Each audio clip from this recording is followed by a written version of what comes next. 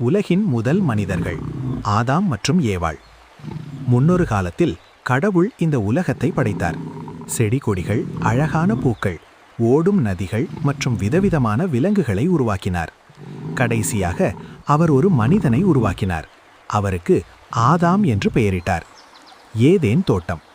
ஆதாம் வாழ்வதற்காக கடவுள் ஒரு அழகான தோட்டத்தை உருவாக்கினார். அதன் பெயர் ஏதேன் தோட்டம். அங்கே ஆதாம் மிகவும் மகிழ்ச்சியாக இருந்தான். ஆனால் அவனுக்கு துணையாக யாரும் இல்லை என்பதை உணர்ந்த கடவுள் அவனுக்காக ஒரு பெண்ணை படைத்தார். அவளுக்கு ஏவாள் என்று பெயர் சூட்டப்பட்டது. கடவுளின் ஒரு கட்டளை. ஆதாம் மற்றும் ஏவாள் அந்த தோட்டத்தில் இருந்த அனைத்து பழங்களையும் உண்ணலாம் என்று கடவுள் கூறினார்.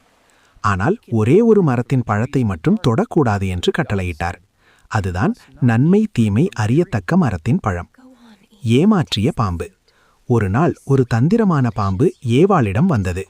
இந்த மரத்தின் பழத்தை சாப்பிட்டால் நீங்கள் கடவுளைப் போல அறிவாளியாக மாறிவிடுவீர்கள் என்று பொய் சொன்னது.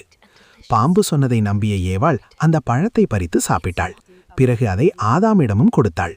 அவனும் அதை சாப்பிட்டான். என்ன நடந்தது? அவர்கள் கடவுளின் பேச்சை கேட்காமல் தவறு செய்ததை உணர்ந்தனர். அவர்களுக்கு பயமும் வெட்கமும் வந்தது.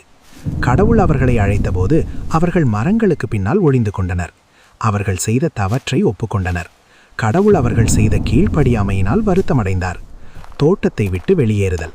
கடவுள் அவர்களுக்கு பாதுகாப்பிற்காக தோல் அரடைகளை செய்து கொடுத்தார். ஆனால் அவர்கள் செய்த தவறின் காரணமாக ஏதேன் தோட்டத்தை விட்டு வெளியேற வேண்டியிருந்தது. அதன் பிறகு அவர்கள் கடினமாக உழைத்து வாழத் தொடங்கினார்கள். நீதி. நாம் எப்போதும் பெரியவர்களின் பேச்சை கேட்க வேண்டும். கீழ்ப்படியாமை இல்லாமை கஷ்டத்தை கொடுக்கும்.